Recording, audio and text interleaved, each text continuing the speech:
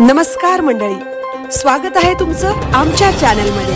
आवाज महामुंबईचा, शोध बातमीचा, कौल मनाचा। चला तर मग आमचे चॅनल लाईक करा, शेअर करा आणि सबस्क्राइब करा। धन्यवाद।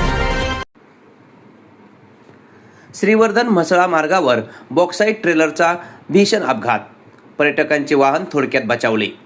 श्रीवर्धन म्हसळा राज्य महामार्गावर सकलप जवळील तीव्र उतारावर बॉक्साईटची ओव्हरलोड वाहतूक करणाऱ्या एका 12 चाकी ट्रेलरचा भीषण अपघात झाला आहे। हा ट्रेलर मुख्य रस्त्यावरच पलटी झाल्याने ट्रेलर चालक गंभीर जखमी झाला असून सुदैवाने जळून जाणारे पुण्यातील पर्यटक या अपघातातून थोडक्यात बचावले आहेत। मिळालेल्या माहितीनुसार श्रीवर्धन तालुक्यातील कारविने येथून मोठ्या प्रमाणात बॉक्साईटचे उत्खनन सुरू आहे। 30 एप्रिल रोजी सकाळी 10च्या सुमारास कारविने येथून बॉक्साईट घेऊन जाणारा अशोक लेलंड कंपनीचा ट्रेलर क्रमांक KA 48A2454 म्हसळा तालुक्यातून जात होता। सकलप जवळील तीव्र उतारावर चालकाचे नियंत्रण सुटल्याने हा ट्रेलर रस्त्यावरच पलटी झाला। या अपघातात चालक मणिकन वय 27 वर्ष हा गंभीर जखमी झाला असून त्याला तातडीने म्हसळा ग्रामीण रुग्णालयात उपचारासाठी दाखल करण्यात आले आहे।